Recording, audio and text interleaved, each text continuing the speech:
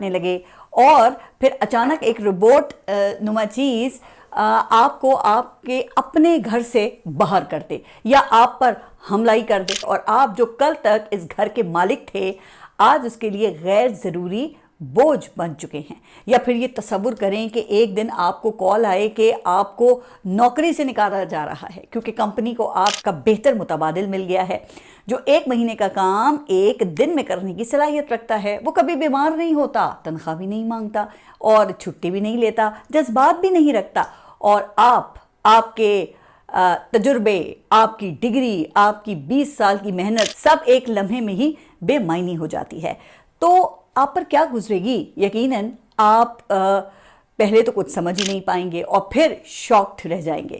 آپ کو شاید یہ عجیب لگ رہا ہوگا یا کسی سائنس فکشن، سسپینس تھرلر یا ہارر کا کوئی سین لگ رہا ہوگا۔ آپ سوچ رہے ہوں گے کہ اصل زندگی میں تو بھئی یہ ممکن ہی نہیں ہے، لیکن جناب دنیا بڑی تیزی سے اسی دور کی طرف داخل ہو رہی ہے۔ میں بات کر رہی ہوں آرٹیفیشل انٹیلیجنس یعنی اے آئی کی، جس کے بعد دنیا اب مکمل طور پہ بدلنے جا رہی ہے۔ ابھی اس ایجاد کو چند سال ہی تو ہوئے ہیں کہ اس نے انسان کو بڑی حد تک خود پر ڈیپینڈنٹ کر لیا ہے۔ تو آپ ذرا اندازہ کیجئے کہ آگے چل کر آخر یہ ہونے والا کیا ہے۔ یعنی یہ وہ دور ہے جس میں ہم داخل ہو رہے ہیں، ایک ایسا دور جہاں پر اے آئی صرف ہمارا مددگار ہی نہیں بلکہ ہمارا مقابل یا کمپیٹیٹر بھی بن سکتا ہے۔ آرٹیفیشل انٹیلیجنس دراصل انسان کے دماغ کی ایک ڈیجیٹل نقل ہے۔ فرق اس میں یہ ہے کہ یہ دماغ نہ تھکتا ہے، نہ سوتا ہے، نہ اس کو بھوک لگتی ہے اور نہ ہی جذبات میں آ کر یہ غلط فیصلہ کرتا ہے۔ یہ وہ ٹیکنالوجی ہے جو مشینوں کو سوچنے، سیکھنے اور فیصلہ کرنے کی صلاحیت دیتی ہے۔ یعنی ایسی مشینیں جو صرف بٹن دبانے پر نہیں چلتی بلکہ حالات کو سمجھ کر خود فیصلہ کرتی ہیں۔ اب ذرا آپ تصور کریں کہ اگر آپ کا موبائل فون آپ کو آپ سے بھی بہتر جاننے لگے، اسے پتا ہو کہ آپ کب اداس ہوتے ہیں، کب آپ کو بھوک لگتی ہے، کب آپ کسی سے بات کرنا چاہتے ہیں اور کب آپ ذرا اکیلا رہنا چاہتے ہیں، تو یہی جناب اے آئی ہے۔ یہ آپ کے رویوں، سرچز، آواز، تصاویر اور عادتوں سے سیکھتی ہے اور پھر آپ کے لیے پیش گوئیاں کرنے لگتی ہے۔ اچھا، آپ جب یہ یوٹیوب، فیس بک یا انسٹاگرام وغیرہ پہ کوئی ویڈیو یا پوسٹ دیکھتے ہیں اور اگلی ویڈیو آپ دیکھتے ہیں نا کہ بالکل وہ آپ کے ذوق کے مطابق ہی آ جاتی ہے، یعنی کہ آپ جو سوچ رہے ہوتے ہیں اچانک اسی سے متعلق کوئی چیز آپ کے سامنے آ جاتی ہے، تو کیا یہ محض اتفاق ہے؟ یقیناً اتفاق بھی ہو سکتا ہے، لیکن اس کے پیچھے اے آئی بیٹھی ہوتی ہے جو آپ کی پسند ناپسند کو ایک ریاضی کے فارمولے میں بدل دیتی ہے، اور اسی کو ٹیکنیکل زبان میں سوشل میڈیا کا الگوریدم کہا جاتا ہے۔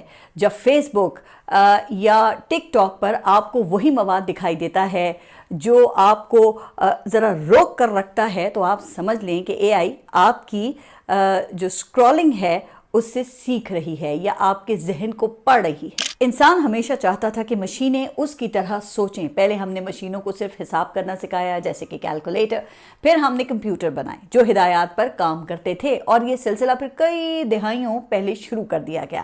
اچھا، ویسے تو کمپیوٹر کی تخلیق میں مختلف اوقات میں کئی افراد کا کردار تھا، لیکن ایلن ٹیورنگ انہیں کمپیوٹر سائنس کا باپ مانا جاتا ہے۔ دوسری جنگ عظیم میں اتحادی الائڈ فورسز جرمنوں کی انگما مشین سے بڑی ہی تنگ تھیں، جس میں وہ کوڈز کے ذریعے ایک دوسرے کو پیغام بھیجا کرتے تھے، اور اتحادی فوج کے لیے ان کوڈز کو ڈی کوڈ کرنا ناممکن ہو جاتا تھا۔ ایلن ٹیورنگ نے اس مشین کو توڑنے کے لیے جو مشین ایجاد کی اسے دنیا کے پہلے ماڈرن کمپیوٹر سے تشبیہ دی جاتی ہے۔ تو اسی ایلن ٹیورنگ نے پہلی مرتبہ مصنوعی ذہانت سے متعلق ایک تجربہ کیا تھا جسے ایلن ٹیورنگ ٹیسٹ کہا جاتا ہے۔ اس کے علاوہ بھی پھر کئی سائنسدانوں نے ایسے تجربات کیے۔ پھر اس کے بعد 80 کی دہائی میں آپ نے ٹرمینیٹر جیسی فلمیں دیکھی ہوں گی نا، جس میں مشینوں کو باقاعدہ دنیا پر قبضہ کر کے انسانوں سے جنگ کرتے ہوئے دکھایا گیا۔ اچھا دیکھیں نا، کسی کو یقین نہیں تھا کہ ایک دن یہ سب کچھ سچ ہو جائے گا، اور ہم اس دور میں ہیں جہاں دنیا تیزی سے اے آئی کی حکمرانی کی طرف جا رہی ہے۔ اگر آپ یہ چاہتے ہیں نا کہ آپ کا ذہن مشین کا غلام نہ بنے، تو انسانوں کی طرح جینا سیکھیے۔ صبح جلدی اٹھ کر واک کرنے جائیں، آپ نماز پڑھیں، والدین، بچوں، بیوی اور جو تمام گھر والے ہیں ان کے ساتھ آپ اپنا وقت گزاریں، محنت کریں، اپنے کولیگز اور رشتہ داروں سے اچھا سلوک کریں اور مصنوعی ذہانت کو صرف ضرورت یا انفارمیشن کے لیے ہی استعمال کریں، اس کو اپنے اوپر آپ سوار نہ کریں۔ اب سوال یہ پیدا ہوتا ہے نا کہ آخر اے آئی کی انتہا کیا ہوگی؟ کیا واقعی اے آئی ایک دن انسانوں پر حکومت کرنے کے قابل ہو جائے گی؟ بلکہ ذرا ٹھہریے، کہیں یہ دجال کا ہتھیار یا خود ہی دجال تو نہیں ہے؟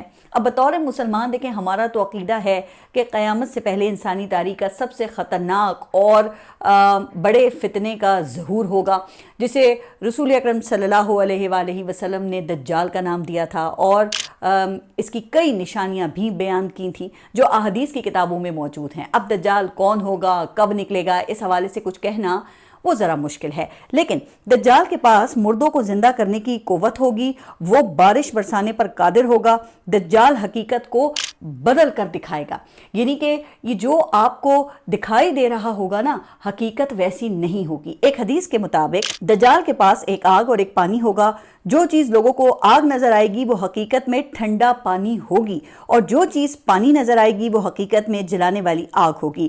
وہ تیزی سے دنیا کا سفر کرے گا اور بہت سی شعبدہ بازیوں کے ذریعے انسانوں کو گمراہ کرے گا۔ اچھا، اب چونکہ فی الحال میرا جو موضوع ہے وہ مذہب نہیں ہے، اس حوالے سے مختلف احادیث ہیں جن پر علماء ہی ظاہر بہتر روشنی ڈال سکتے ہیں، لیکن میرا موضوع آج اے آئی ہے۔ تو کیا دجال واقعی ایک شخص ہوگا جس کے پاس اے آئی جیسا ہی کوئی ہتھیار ہوگا، کوئی جدید ترین ہولوگرام ٹیکنالوجی ہوگی، یا دجال ایک نظام ہوگا، اسی قسم کا نظام جس میں ہم جی رہے ہیں یا جس کی طرف ہم بڑی تیزی سے بڑھ رہے ہیں؟ کیونکہ کئی احادیث میں دجال کے بطور ایک شخص ہونے کی طرف بھی اشارہ کیا گیا ہے، اور ایک مشہور صحابی حضرت تمیم داری رضی اللہ تعالیٰ عنہ سے متعلق ایک طویل حدیث ہے جس میں انہوں نے ایک جزیرے میں دجال کو دیکھا، اور رسول اکرم صلی اللہ علیہ وآلہ وسلم نے تصدیق کی کہ وہ دجال ہی تھا۔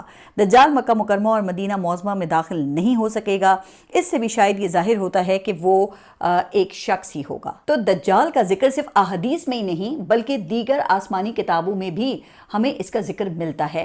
عیسائیت میں اس کو اینٹی کرائسٹ کا نام دیا گیا ہے، یعنی یہ حضرت عیسیٰ علیہ السلام سے دشمنی کرے گا، اور پھر حضرت عیسیٰ علیہ السلام اس کا خاتمہ کریں گے، اور یہ تصور بڑی حد تک اسلام کے مطابق ہے۔ لیکن یہودیت میں اس کو پرومسڈ مسیح کے طور پہ لیا گیا ہے، یعنی یہ یہودیوں کی مدد کو آئے گا اور ان کے نزدیک یہ دنیا پر یہودیوں کی حکومت دوبارہ قائم کرنے کے لیے آئے گا، اس لیے ان کے نزدیک یہ ایک مقدس ہستی ہوگا۔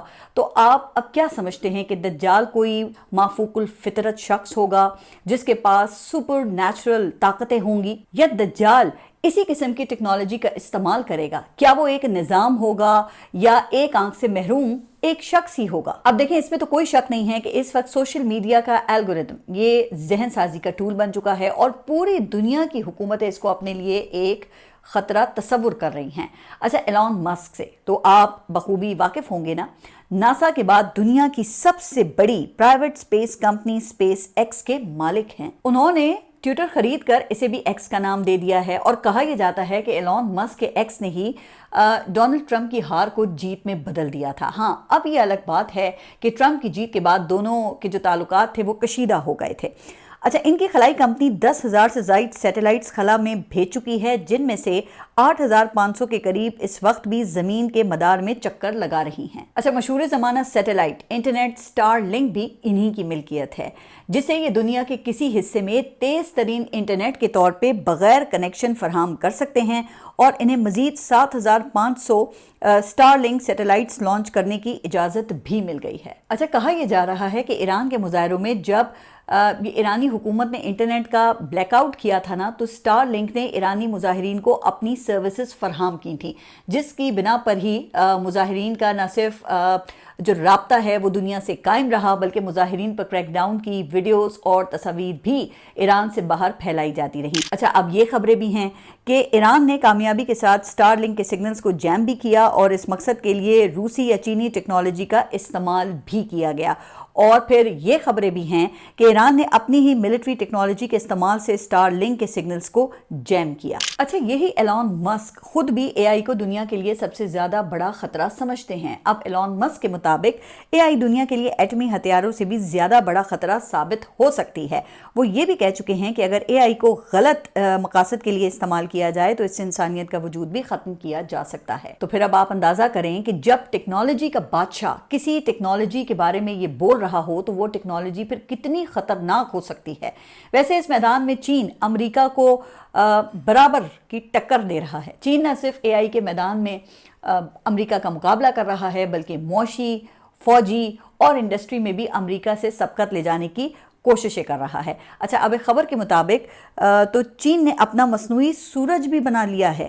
یہ ایک ایسا تجرباتی سورج ہے جو زمین پر سورج کی طرح توانائی پیدا کرنے کی کوشش کر رہا ہے۔ خیر، آپ کو زیادہ یہ حیران پریشان ہونے کی ضرورت نہیں ہے، کیونکہ آپ نے سنا ہوگا اور پڑھا بھی ہوگا کہ سورج اصل میں فیوژن ری ایکشن کی صورت میں اپنا وجود برقرار رکھے ہوئے ہے، جس میں ہائیڈروجن کے ہلکے ایٹم ایک ساتھ مل کر بھاری ایٹم بناتے ہیں اور اس عمل میں بہت زیادہ گرمی اور توانائی خارج ہوتی ہے۔ یہ عمل پھر مسلسل جاری رہتا ہے اور یہ فیوژن ری ایکشن کہلاتا ہے، اور چین نے اسی اصول کی بنیاد پر لیبارٹری میں ایک مصنوعی سورج بنایا ہے۔